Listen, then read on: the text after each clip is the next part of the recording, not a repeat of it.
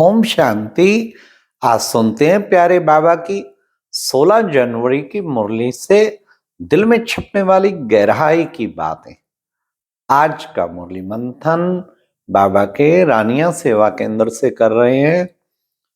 आज प्यारे बाबा ने कितना सुंदर कहा हम बच्चों को, क्या कि रूहानी बाप इन कर्मेंद्रियों के द्वारा सुनाते हैं और तुम रूहानी बच्चे इन कर्मेंद्रियों के द्वारा सुनते हो। ये हमें अभ्यास करना चाहिए।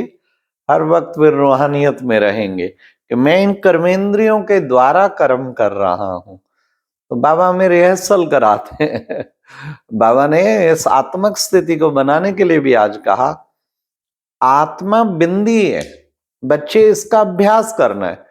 एक शरीर छोड़ के जहां उसका कर्मों का हिसाब किताब होता है वहां जाके शरीर लेती है। तो बस समझ लेना चाहिए हम एक बिंदी हैं, आत्मा है, ये तो बहुत ही अच्छी तरह पक्का करना है। आज बाबा ने कहा, बाबा तुम सौदा करते हो ना, बाबा बड़ा सौदागर रत्नागर है, जादूगर है। हाँ, रत्नागर क्यों है? अरे भर भर तुम्हें अविनाशी ज्ञान रत्नों की थालियां देता है। हाँ, तुम्हें कितनी ना खुशी होनी चाहिए।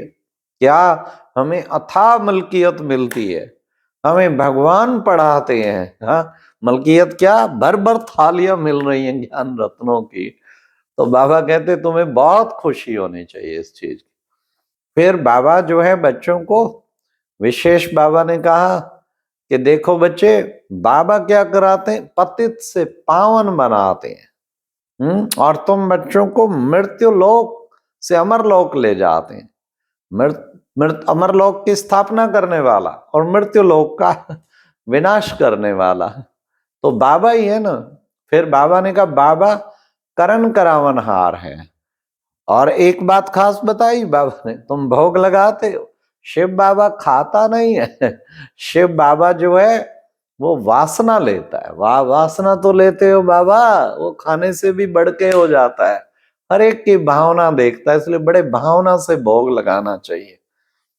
फिर बाबा ने आज कहा कि बच्चे, ये हिस्ट्री ज्योग्राफी रिपीट होती रहती, फिर रिपीट होती रहती। ये ड्रामा बना बनाया है। तो छोटे से पुरुषोत्तम युग पे कितना बड़ा राजभाग प्राप्त कर रहे हो। इस छोटे से पुरुषोत्तम युग में बाबा तुम्हें आके पढ़ा रहा है। फिर आज बाबा ने कहा कि बच्चे, तुम भी समझते हो कि ये सर्विस बहुत कर रहा है, ये तो बहुत आगे जाएगा। पता लग जाता है, बहुतों को आप समान बनाते, जरूर उच्च पद पाएंगे। तो बाबा ने कहा, इससे तुम समझ सकते हो, खुद को भी देख सकते हो। बाकी सर्विस करो, बहुत लोग आते हैं, उनसे बाबा ने कहा फार्म जरूर भराओ। हाँ, फार्म भराओ तो बच्चे उसमें पता लगेगा कि कुछ समझा भी है कि नहीं। ये कोई आम सत्संगों की तरह नहीं है, गुरु के सत्संगों की तरह। बाकी बाबा ने आज सीढ़ी का चित्र, बच्चे इसका ट्रांसलाइट लगाना चाहिए। बाबा ने बहुत महिमा की। तो फिर बाबा ने उसके बाद आज बाबा ने ये भी कहा कि बच्चे, विशेष बच्चे बाबा के सर्विसेबल तो हैं, लेकिन तुम्हें ध्यान रखना है, इन विकारों से तुम्हें दूर रहना है। बाबा तुम्हें विश्व की बादशाही देने आया है, लेकिन अभी तुम वनवा में हो। अभी तुम्हें खाना पीना, पहनने, खाने पीने इनका शौक नहीं होना चाहिए, क्योंकि तुम वनवा में हो।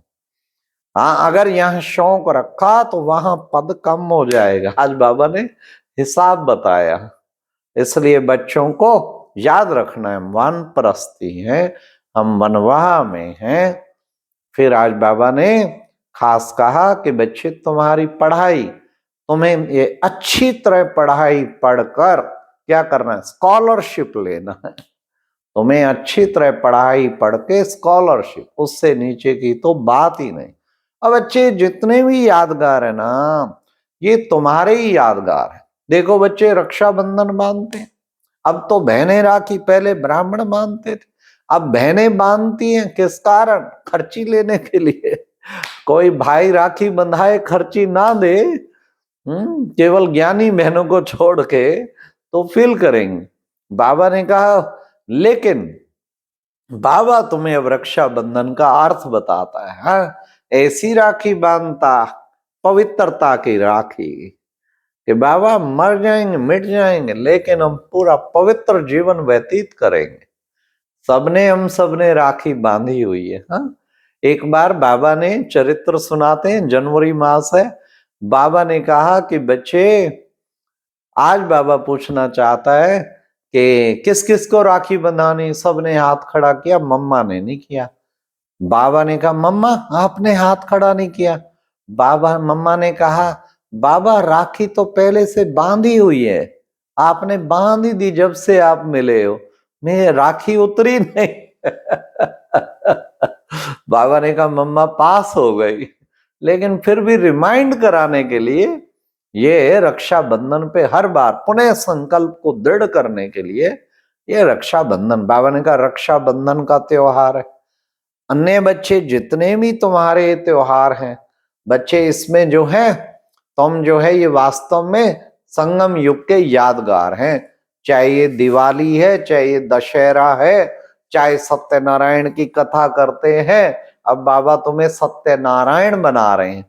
बाबा ने कहा तुम बच्चे अच्छी तरह से दान करेंगे तो फिर तुम्हारे हाथ भरतू रहेंगे, इसलिए तुम्हें दान खूब अच्छी तरह से करना है। बाबा ने कहा बच्चे बाप को याद करेंगे तो विक्रम विनाश होंगे, तुम्हें बहुत प्यार से बाप को याद करना है। तो बाबा ने कहा देखो बच्चे, सबको बताओ कैसे सतो से तमो बने और तमो से फिर सतो। अब फिर बाबा बनाने आया है, फिर से आके कितना ऊंचा बना देता है।